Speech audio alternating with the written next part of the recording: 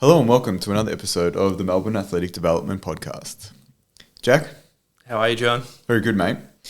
So today we wanted to talk about what happens or what do you do when the outcomes that you're getting with a patient are not going as planned? Yeah, I think a good topic of discussion, because it's always very easy to validate or justify doing things when things are working out as you expect. But the reality is you learn really what you know or what you don't know when things aren't working out. And it's good to think about, well, what actually leads to that, and what do you actually do, or where do you start to think about, am I missing something? Do I need to change my direction? Is there some data, or is there something that I actually don't know that I actually need to learn? Yeah, I think it's one of those things, as you said, we like confirmation bias, and it's always nice to obviously talk about successes. But I think as a practitioner, it is definitely a period of your development where you start to recognize, okay, these are my limitations. As you just mentioned, what do I need to go and learn? And what do I need to do if it's happening in real time? Yeah, and I think we need to remember too that there are lots of different professions out there who use different techniques, interventions, and clearly you can skin a cat in many ways, so to speak. Health can be sustained on many different levels in many different ways. And the reality too is if someone presents with, say, low back pain, just with time itself, they're going to get better. So we need to be very cautious of always assuming that just because we're doing something that we believe in, that one, that's leading to the positive outcome, because it might just be an association, not causation. And hence why I think it's actually really valuable to think of more being critical when things aren't working out, to see like, well, what's going on here? Is this a limitation of my knowledge? Is this got to do with maybe a misdiagnosis? And more importantly, what am I actually going to do to actually make sure I get a good outcome with this patient? Yeah. So in preparation for this, we sort of thought about some ways in which we can explore this. And in an upcoming podcast, we're going to try and use some of these ideas that we discuss here in a more specific case study. Yes. And it's not to say that we won't bring up some of those examples now, but we want to kind of talk about the principles associated with maybe what you would do in a situation where it's not working out how you would like. Yeah, and I think this is where, something that I think we have been critical of is it's certainly much easier to think of like, okay, this person's got this particular injury, I'm going to follow this particular protocol. And maybe on average you get a good outcome because that person probably was going to get a good outcome regardless. But again, this comes back to, well, if things aren't working out the way you expect, you need to ask yourself, well, what is missing? For us, we really use a framework to be able to make it more objective to see, have we actually covered what we consider to be the main domains associated with musculoskeletal injury or disorders? Yeah, and I think like one of the things that we mention a framework to people, and I think we've discussed this at length at different times. But the three main areas that we always discuss as what we believe are the key domains, as you mentioned, because obviously these domains are very broad, and they encompass, we hope, most of the areas that can influence, but are related to biomechanical capabilities and sensory motor, capabilities. Function associated with tissue properties, including, factors associated with the capacity, but also the quality of the tissue. Yes. And the other major one, which we talk about a lot, is hormetic load. And people sometimes aren't sure what that means, but basically what's your ability to deal with stresses, whether they be physical or non-physical. And obviously that's a combination and a confluence of your previous exposure to stress, in those different areas. Yeah, and look, I think this is actually quite well captured when you look at the literature, for instance, with, let's say, like soft tissue injuries, a very common sports-related injury, where clearly there's been a lot of research looking at, is this particular variable, like strength, related to an increased prevalence of hamstring injuries, or fascicle length, or flexibility, and the list goes on and on and on. And clearly there are some indications that certain variables have a stronger signal associated with injury than others. But I find it interesting to look at some of the other research. I think of that author Mendegucha, who's done some research in hamstring strain injuries where they actually do a whole set of different variables associated with like things like changing running mechanics, thinking about different developing tissue capacity to enhance those particular Yeah. In biomechanical particular, obviously, requirements. that they did a study that I thought was great. They initially sort of validated in walking, and it was about pelvis position. Yeah, yeah. And they're obviously looking for reducing hamstring injury strain risk, and what effect that changing pelvis position would have on that. And then they put in some sort of intervention studies looking at retraining those factors and seeing what effect it had on the biomechanics in both walking and then in running tasks. Yeah, and look, that to me highlights a couple of interesting things. Like, one, it may get criticised because they're doing multiple interventions at once, but the reality is that's what's reflective of what you do in the real world. Community, yeah. But also it highlights too that two things. One, by addressing multiple things at one time, you're going to get some interaction of those things that may potentially lead to a better outcome. But more importantly, it's highlighting, well, we know that there are potentially multiple factors associated with the particular pattern or injury that we're seeing. And that's something that I think we need to always remember with what we do clinically, of like, what data do we need to collect, and then how do we actually interpret that into terms of what we do? Well, I think this leads into, you set up some questions for this, and it's the first one, like, if we do have that approach, how do we actually know that what we're doing is the reason that person is getting better or even worse? Well, look, I think it's always important to remember that things are correlated. And I think what we need to remember too, working with people, is we're trying to see what patterns emerge from the things that you do. I think we need to be cautious of not being too overconfident, that assuming that it's only because of what we do that's leading to the outcome. But at the same time too, we need to just follow what actual changes are occurring. So as you apply interventions, are you seeing the changes that you expect to see based on the data you've collected, based on the deficits you identify that you hypothesize to be associated with why they had that injury, within a time frame that fits the underlying pathology? And I think that that's like one of the key things that, we've spoken about this before, but is changing your mindset slightly from being input focused to being output focused. Like, what results are you getting, right?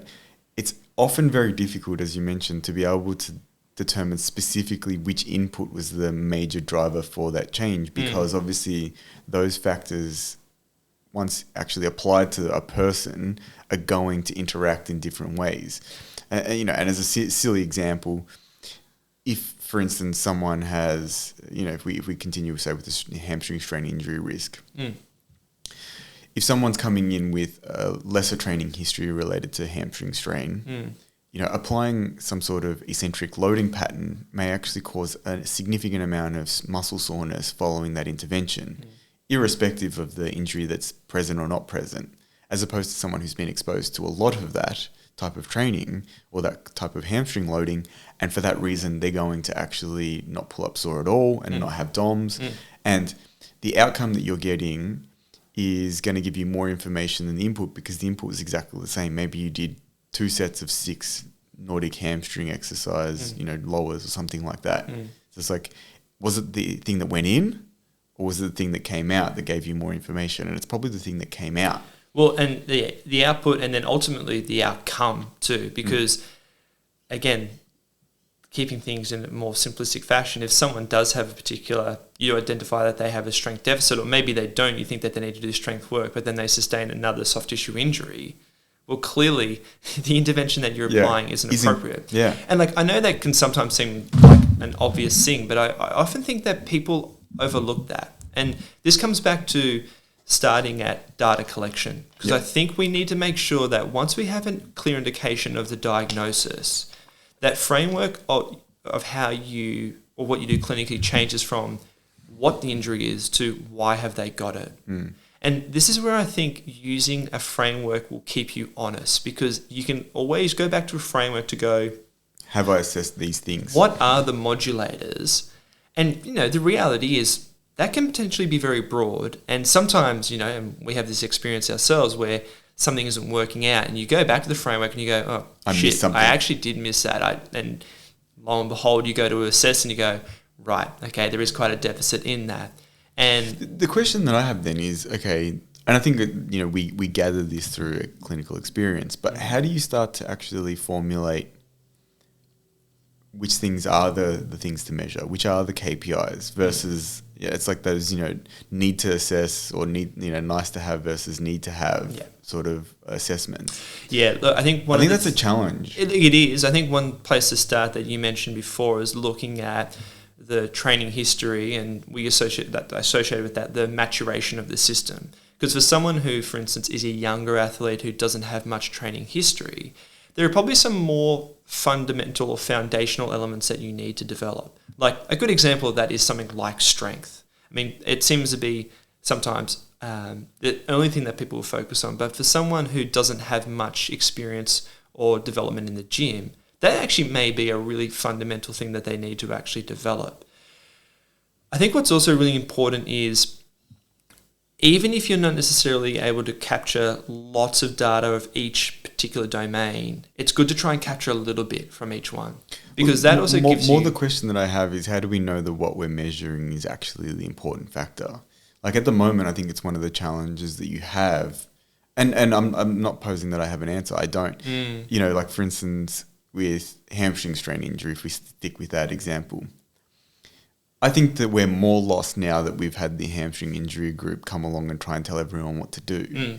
We're getting actually worse outcomes if you look at the data in professional sport, right? And then they try and argue that it's because people are not compliant with doing Nordics. Now, there are factions of that, but it doesn't seem to be appreciably changing the risk to the level that you would hope, given that their data is so robust. Right? And I'm not saying that their data isn't. I'm not trying to be critical in that sense.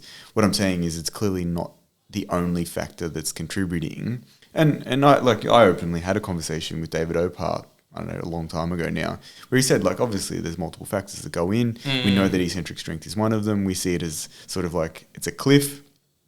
And the more of these factors that you've addressed, the further you get away from the edge of that cliff. Right? And I think that's a really appropriate way of looking at it. Yeah, absolutely. However, measuring maximal force output in the hamstring in different ranges or whatever doesn't seem to be the one thing that stops you from getting a hamstring strain injury, even though the data suggests that it does actually reduce it. So I think one of the things that's really challenging when things are not working is trying to understand how even the factors that are well correlated seem to interact with each other, and also knowing which ones to measure and place importance on in a particular individual.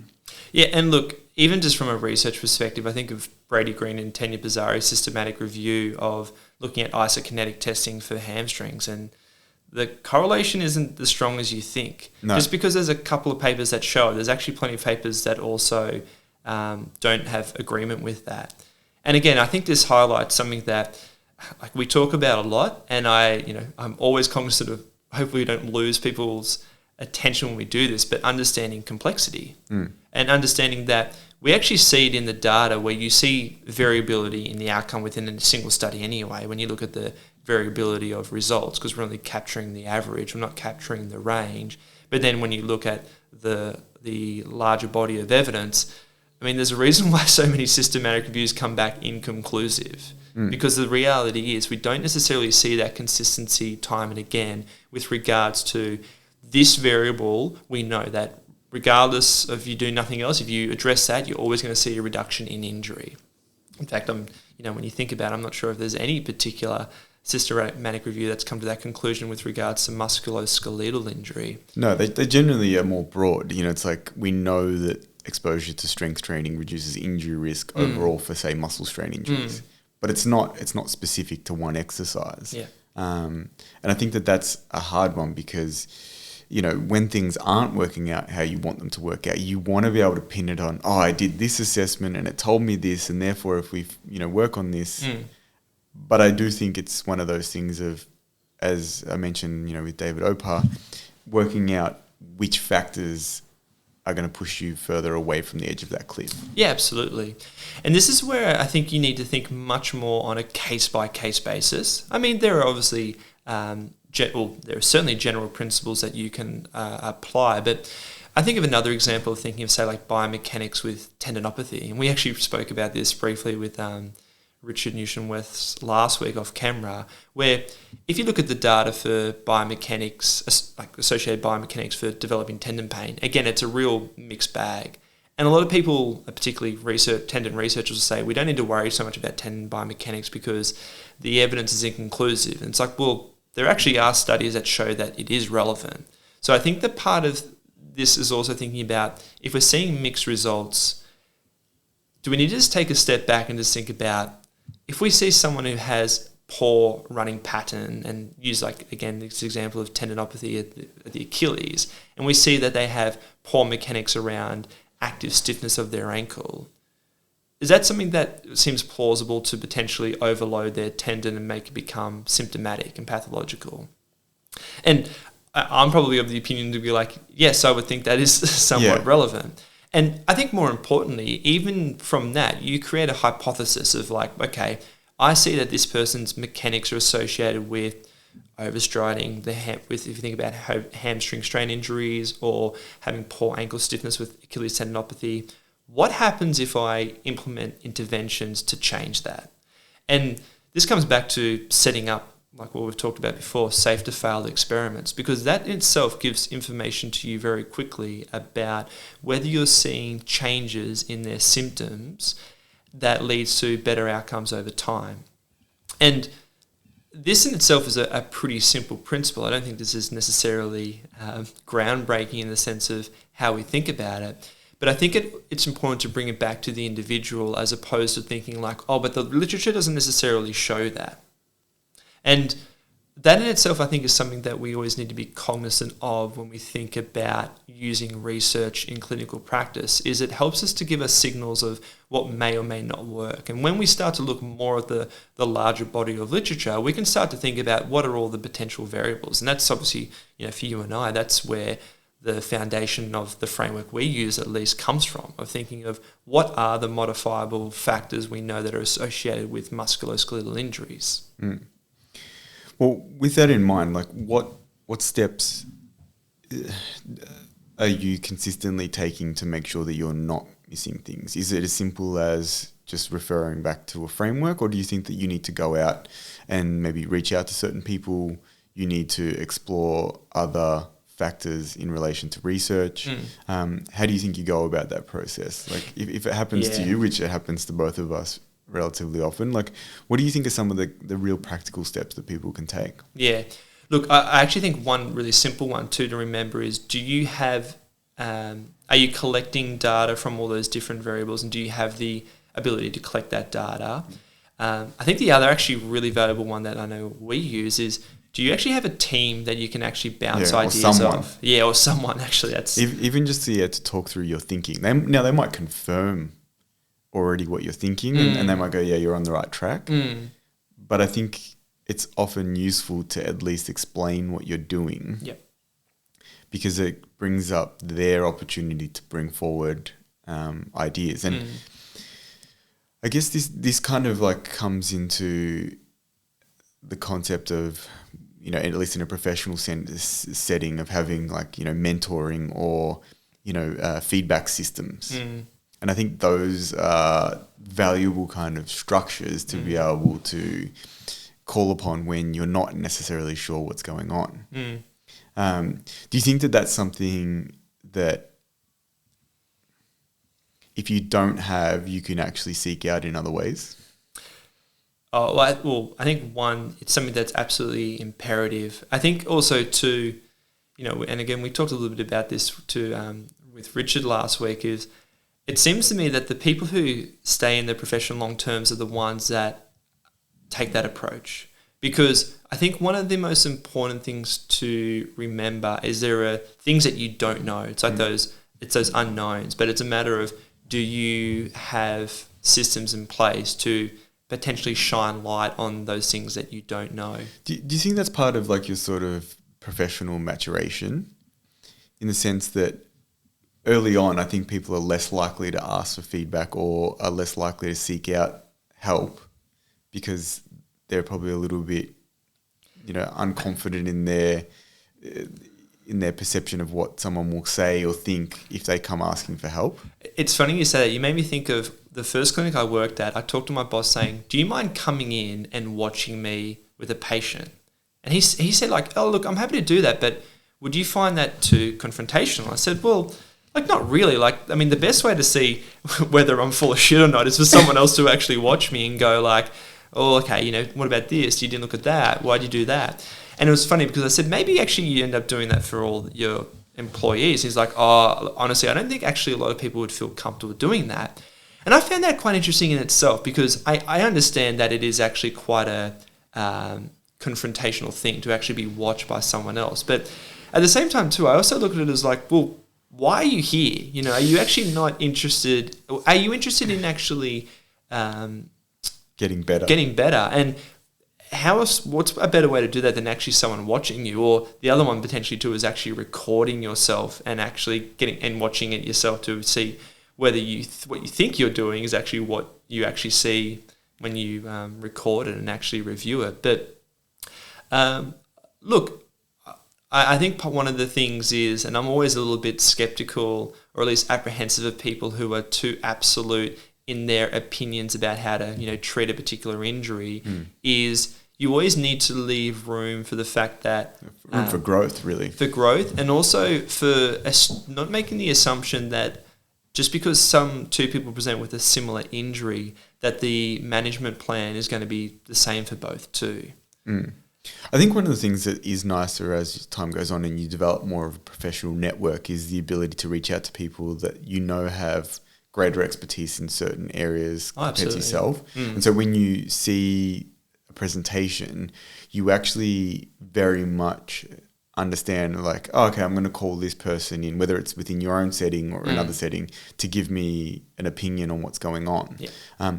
And interestingly, and this is, I think, been one of the more enjoyable experiences with that, is that I feel like patients actually quite appreciate you saying, oh, I have a colleague, they specialize in this, or, you know, I'm elevating this up, say whether it's a surgical opinion or I want you to see like a medical opinion.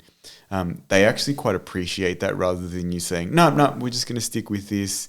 Even though they themselves are reporting that there's not improvement happening in, say, their symptoms. Yeah, absolutely. Well, I think the worst situation you can find yourself in is if someone isn't progressing the way that you would expect them to, and you keep doing the same thing. You know, isn't that the definition of insanity? But absolutely. And look, we've talked about this before, where nowadays, like I know for instance, when I listen to podcasts or read a book, the things that I find most interesting are when you listen to something and you go, I actually have no idea, or I've never heard about that particular concept or that area of knowledge before. Because that's when I think you start to really spark new ways of thinking. When you start trying to draw connections between that and what you do know. Look, absolutely, and that's where I think it's really interesting and important is, it's one thing to listen to another podcast of someone saying, oh yeah, you just got to strengthen the hamstring more. And it's like, look, maybe, and I'm not saying that that's not relevant. It's absolutely a valuable thing. But it's more of when you actually come across data or research where you're like, oh wow, I didn't really think of that as a variable associated with musculoskeletal injury.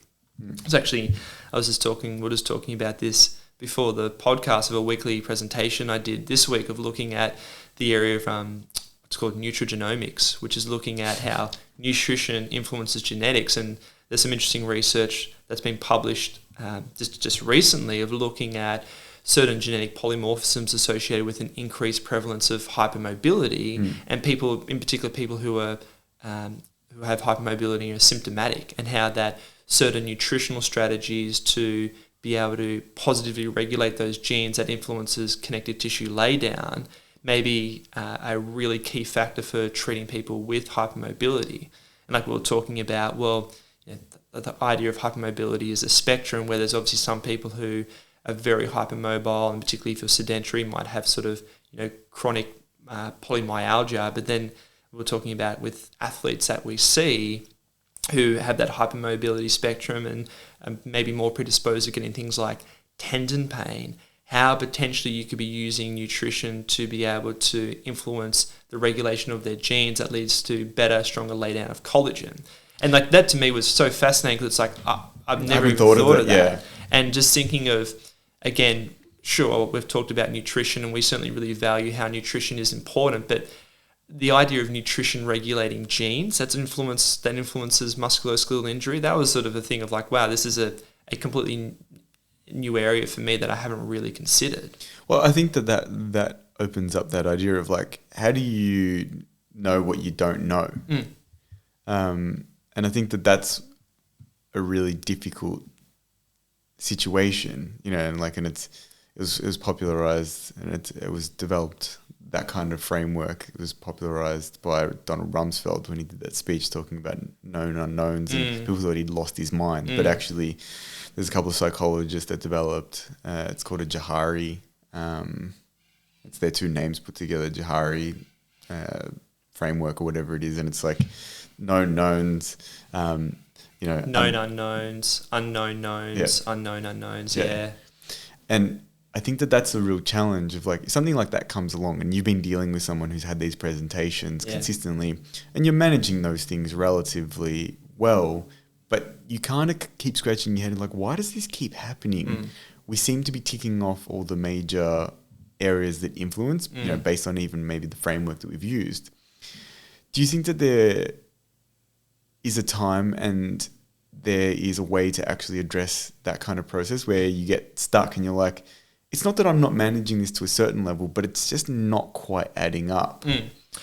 Oh, look, absolutely. And part of it's a mindset of the clinician. You know, do you actually have that mindset of you like are curious, you actually want to continue to learn and develop that? Because like I just know for clinicians I know, or even researchers I know who have been doing it for 20, 30, 40 years, that mindset hasn't changed. You know, I think of someone like Yui Prosk, who we had on, who is now retired and an emeritus professor, but actually still does research. And part of that is because he clearly has a curiosity. Interested. Yeah. But I think also, and it sort of comes back to my point, I'm actually always very cautious towards people who are very absolute in terms of how you manage. That's a polite way of saying it. Yeah, how you manage injuries, of assuming that, well, we know all and there's nothing more to learn. It's like, that's not reflective of the scientific process, which it is itself a process.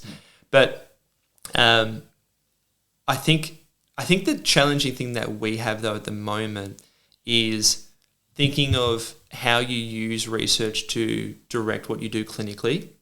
Because I think one of the issues we currently have is you look at the conclusion and it goes, well, this wasn't effective and therefore you dismiss it. Or this was effective and therefore that's the only thing that you need to do. And so if you don't, I know it's one of those things where unless you're actually questioning yourself frequently, you can often get stuck in that assumption that you've got everything figured out for that person and that you know it's going to have a good outcome. Again, I think it comes back to what we spoke about before of like the output and the outcome, and like, are those things meeting the expectation? Even if they're traveling in the right direction, you know, like I always think about what's the ideal situation. Yeah. You know, like the ideal situation, say for someone who presents with a musculoskeletal injury, is that they have no pain and their function level is extremely high or exceeding the requirements for what they do. And they have no future injuries. So unless you're anywhere near that, there's probably always something to explore. Yeah. Well, I think the other one too, and I'm sure you can touch more on this yourself because you're a coach and you've worked with the same athletes over time, is what was appropriate for them when you first started working with them is not appropriate for what was for the next season, which was not appropriate for what you do with them now because of the fact that you see their system is dynamic in nature. And I think that's the other problem that people often get stuck with, is going, well, I've had using this particular protocol or focusing purely on strength or running mechanics, whatever it is, that mitigates injury because I've seen that before, assuming that that's going to have the same effect in the future. Now, it's not to say that if you've seen those particular patterns that they may be really big modulators or levers that you pull. It's the assumption that that's always going to have the same outcome, because I think this is where it's important to think about what you see on average versus what you see with the individual in front of you.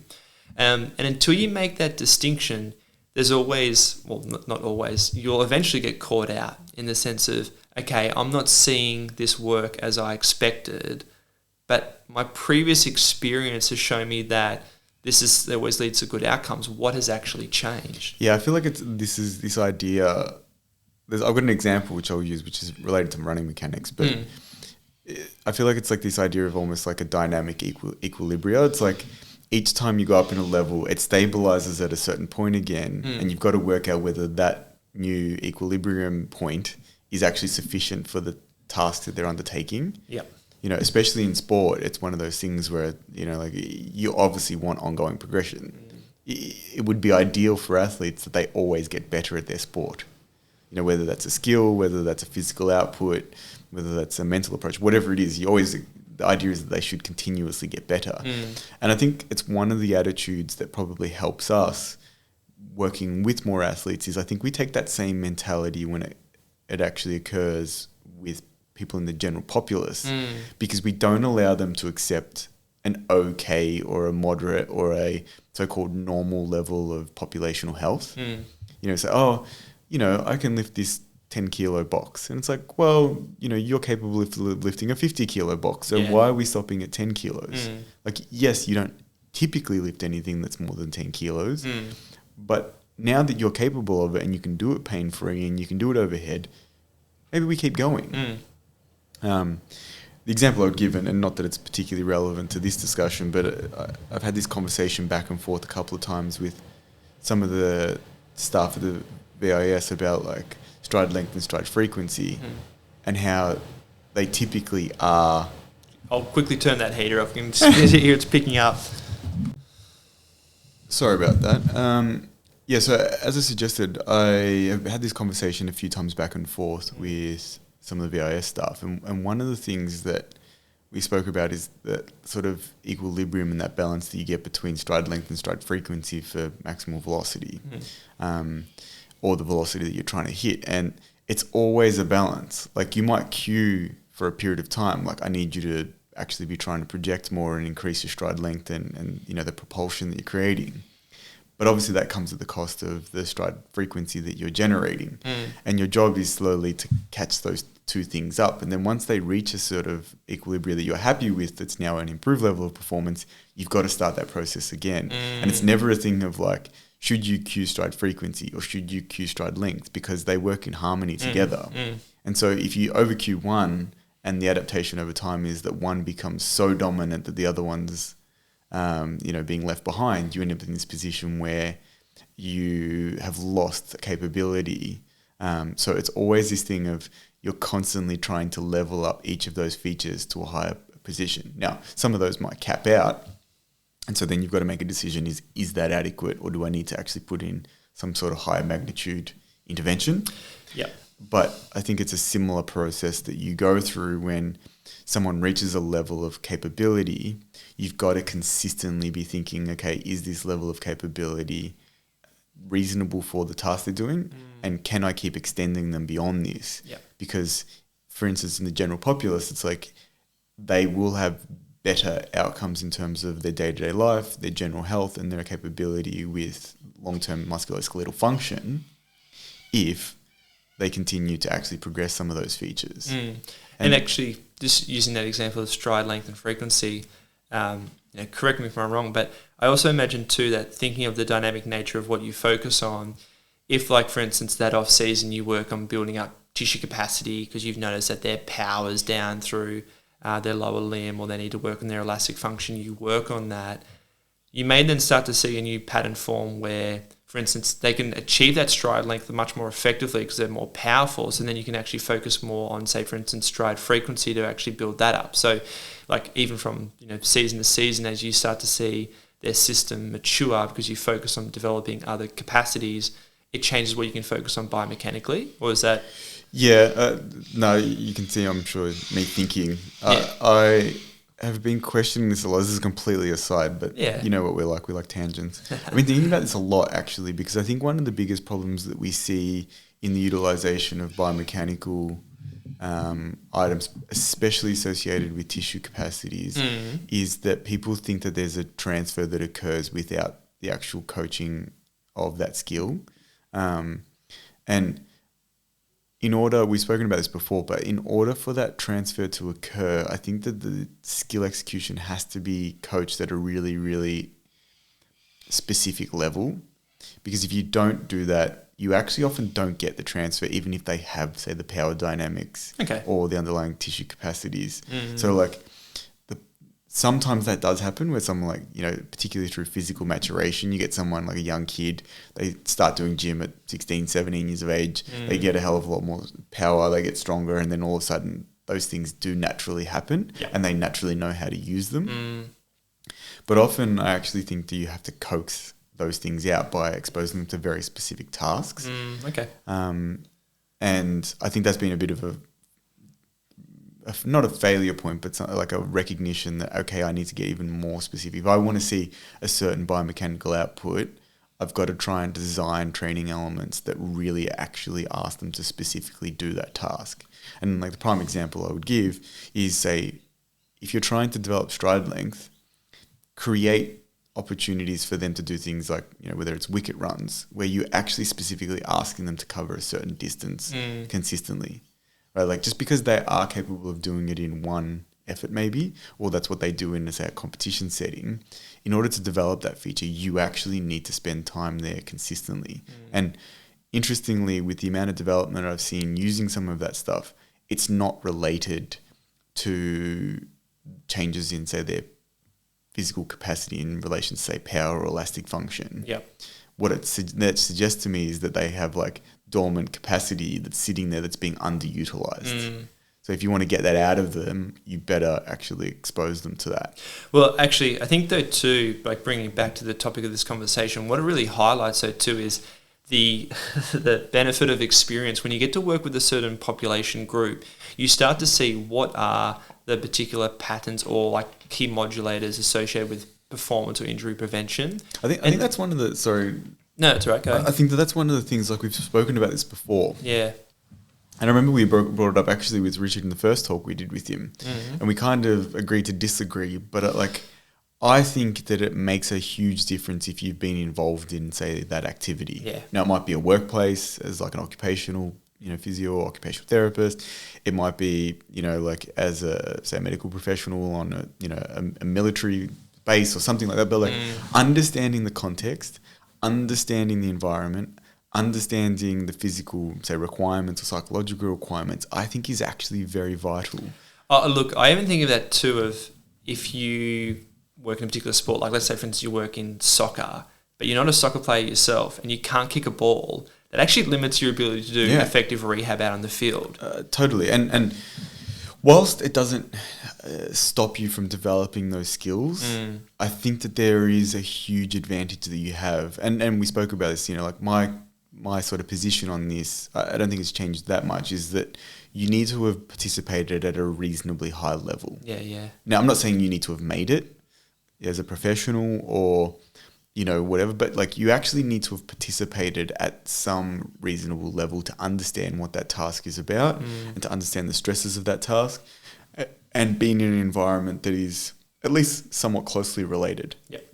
One other thing I was going to mention before, and the question you asked early on in this podcast was, like, what do you know what to work on? I think, and one of the big things, and I mentioned this briefly, but it's worth discussing more, is maturation. Because if you're working, for instance, with a youth athlete, the reality is you could do a lot of different things with them and see a positive improvement. And it's funny, like we've had this conversation before with people that we know who work in adolescent development, and they assume that what they do is gold because they've seen improvements in their outcome. It's like, to be honest, you could have done so many different things and led to a good outcome. And I think that's actually a good thing to think about with the general population too, where someone comes in with back pain and you could just focus on manual therapy, or you might focus on just flexibility, or you might just focus on doing strength training. And if they're someone who's sedentary, who hasn't done anything before, their system is ready for application of some intervention or stress. Totally. So it's going to, if whatever you've applied is applied appropriately, the likelihood and the probability is you will get a positive outcome. It's not to do with the fact that you chose the perfect intervention. And that's why I think you always need to be at least open to critiquing, and not just whether someone's having a good outcome, but are you actually optimizing that? Like, this comes back to something you mentioned before of, are they improving at a rate at which you would expect? Yeah, that's a really good point that you make. And also, like, is there anything that you're missing out? Is there anything that you're leaving on the table? Because it's all good to work, for someone to come in, next week by week and go, oh yeah, no, it's getting better. You're like, yeah, great. I'm doing my job. I'm fantastic. I've done everything and that's where things like outcome measures are vital, because you can actually look at that and go, well, they've improved 1 point in the pain of this task over the course of 6 weeks. Yeah. Whilst that may be meaningful to them, that's probably, as you as a practitioner understanding the rate of change and even, margins of error in relation to system, like the error in the actual measurement itself, it may not actually be significant and clinically significant. So it's important that you have some of those objectives. That's why you said collecting the data, even if it is subjective data, that is recorded and actually done in a way in which you can keep that, objective enough to reassess. Yes. And is there something that I'm missing that can further enhance the rate of change? Because I think that's the other big one too. And that might be something as simple as someone presents with a soft tissue injury and you think it's some type of intramuscular or very myofascial type injury where it's relatively low grade and you'd expect them to get better within a short period of time. Do they meet the timeline that you expect? And this is what you need to also open up into thinking of, not just the actual interventions you use from an exercise rehab perspective, but then I guess also thinking about some of the hormetic factors too associated with how is this person healing within an appropriate time frame as well. And so it's always useful to think about, am I capturing all that information? Yeah. Before, when you mentioned, I remember you asked me about this actually not that long ago. And I think it's always an interesting kind of game. I don't know, I always bring it back to the coaching stuff, but like seeing the progression of people across, say, different time periods and understanding that sometimes those interventions see massive improvement. And it's very obvious to me, based on what you were saying before, that like some people are much more receptive at different time points to accepting that kind of input. Absolutely. Like often the programming that I do, although it's individualized, it's very similar for certain populations and event groups, yet you might see very, very different outcomes. And that can often be associated with, well, for that person, that intervention was appropriately applied to the level of stress that they actually required at that time, and then or were able to accept and grow from. And for another, it's not that they have potentially performed poorly, but maybe they haven't seen growth because that was actually pitched almost too low, or it wasn't specific enough to create the changes that you needed, because that person actually has been exposed to much more stimulus of training in the past. Yeah, the actual magnitude of the stresses they need is much larger than what you would typically expect.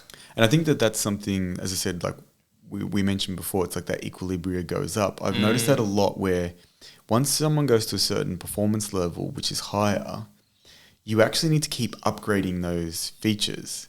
And I don't know that that's always discussed. Well, actually, that's a good question to consider. I'm interested in your point is, do you think it's easier to treat someone with an injury who, let's say, is not an elite athlete, who has minimal training history? Yes. Or the other end of the spectrum, someone who's actually a really well-developed athlete, they've got several years of training and developed lots of capacity? It's that age-old question, and I'm quoting this to probably incorrectly, but I'm pretty sure it's something like which is easier to improve, a tractor or a pencil. It's pretty obvious which one's easier to improve, even though the pencil's really simple. Yeah. Improving the design of a pencil's pretty difficult. Yeah. Right? Whereas with a tractor, and it is opposite in some ways, because obviously someone who has more features developed actually has more complexity. But if they've got lots of the features already sorted out, like the pencil, it's like, what do you work on? It's actually part of the reason why I enjoy the challenge of coaching sprints, because it is a very simple task. Like, go from here to there as quickly as possible. And it's timed, yeah, exactly. Right? It's not that difficult, and there's not that many moving parts. So, well, there's lots of moving parts at a certain point, but like the challenge to it is that it is a very simplistic ergonomic task when you put it down to like describing it. Whereas if you compare it to say a basketball match, field sports or ball sports, there's so many things to do that like you could work on lots of different things and get an improvement. Well, I think the great example of that, and it's actually not to dismiss any individual, but let's say you always hear of people who do a PhD in one particular area, they then move into clinical work, whether it's like an S&C or physio with a team sport, and they're like, well, this is my particular baby because this is what I've done research on, and this is what you've employed me for. We're just going to focus on this. And you always associate that because you focus on that, that's what led to the better outcome, if assuming they have a better outcome of the team's performance, not taking into consideration that the reality is you've actually developed so many different things, and whether your thing was just an interesting or fortunate correlation to that success, or whether it actually had a large influence to changing the performance of the group or the individual, is questionable. I think that's, and this feeds into this, I think it's about having the professional humility too, to understand that what you're doing probably plays a small part. Now, it might be an integral part, but it's a small part. And whether that be, as you said, as a support staff member, or in the community, like sometimes people get better for lots of different reasons, and some of them are not related to maybe the intervention. Like we've spoken a lot about the psychology of injury and the presentation of health and how that changes. And so potentially someone has maybe made some life decisions or changed their approach even psychologically to what their health means to them. And that's the reason they get better, not because you necessarily picked the most appropriate intervention. You might have picked an appropriate intervention, but it's not magic. It's not the only way to approach it. Yeah, and look, you need to apply that same principle to yourself if you're a health professional or a coach, because I always laugh when we have students or new grads, when you talk to them about non-physical factors associated with musculoskeletal injury.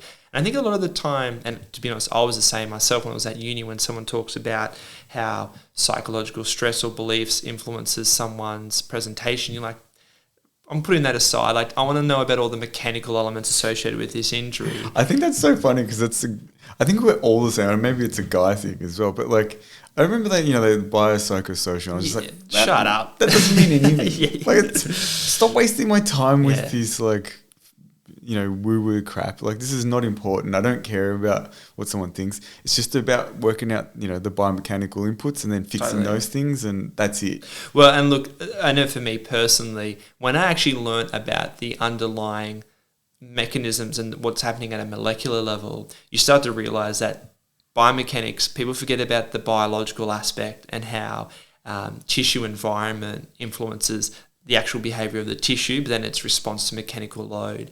Once you start to do that, you're like, okay, there's that light bulb moment of going, this is actually why it's relevant, because the fact that you're getting poor sleep is actually influencing your hormonal inflammatory state, which at a tissue level influences the actual behavior of the tissue and how it responds to mechanical load over time. But and that, this sort of comes back to understanding principles, because the more you understand the principles, the more things you can consider that are potentially relevant to that presentation, and then actually start to think of, well, maybe actually the biggest factor here isn't a mechanical factor. Maybe there are some non-physical stresses that are exacerbating this person's presentation because they have peripheral or central sensitization because of the fact that they are in a non-healthy state. As you're saying that, I'm thinking, like, how do we summarize this? Because we've jumped all over the place for people. That's not like us. and you can tell how we don't necessarily come at these with the idea of trying to force down any sort of particular thing. So if this is itself all over the place, we apologize. But I think we've kind of come to some of those, you said some key principles. I think we've kind of come to some of those and they're pretty obvious. The key ones seem to be, continue to question yourself all the time and ask questions about where you're headed, and is that timeline, as you said, reasonable or ideal for what you expect? A really simple question to ask yourself and start is, what's your actual philosophy or framework for how you actually approach treating people? Well, I think that's too broad, mate. Well, I mean, it may be, but I think I think the question is like, do you have a framework? Do you have a framework? Because I'm guilty of this myself. Of initially, I adopted that model of how do I diagnose an injury, and then based on that, what protocol am I going to use? It was that very simplistic linear model, and it gets you into trouble after time. Well, when you start to realize this isn't working a lot of the time, that's when I started to become curious of like, well, do I need to change my philosophy of how I actually approach treating people? And that's when I started to think about, well, what frameworks are out there? And there are different frameworks out there. There's lots of different ones that have come about, and that it's actually a really good starting point, I think, and sometimes often overlooked of how do you actually think about the problem you're presented with? Do you actually think about it, or are you very much? No, I don't. Well, I think there's an issue of heuristics can be actually quite useful in some ways, particularly with diagnosis of potential specific management that they need. But then the framework that you need to use to we do need to talk about that at some point. Optimize outcomes, decision making and heuristics, and like I mentioned before, the work of Gerd Gigerenzer and how he talks about making some of these decisions. You're good at name dropping. People might want to look at it. No, you're always just good at remembering authors. I'm terrible. Yeah. His book Risk Savvy is a good general read, but he's done some really good research even in like healthcare and medical decisions, which talks about these things and understanding things like bound rationality or bounded rationality, and understanding like you don't want to go on as you just sort of mentioned there, like you don't want to go on a fishing expedition. You're like, oh well, I've got to go explore all these things, when you can just use a basic heuristic to actually say, okay, the 99% probability is it's this, so I'm not going to go looking at 15,000 research papers to identify that one case. Oh no, sure. And look, I think that's where we'll leave this for another time, but the decision-making process you use for, say, a diagnosis is probably going to be different for the actual management of that particular injury. But, going back to thinking about highlighting some of the key points for this, I think it's always useful to think about, am I potentially missing something?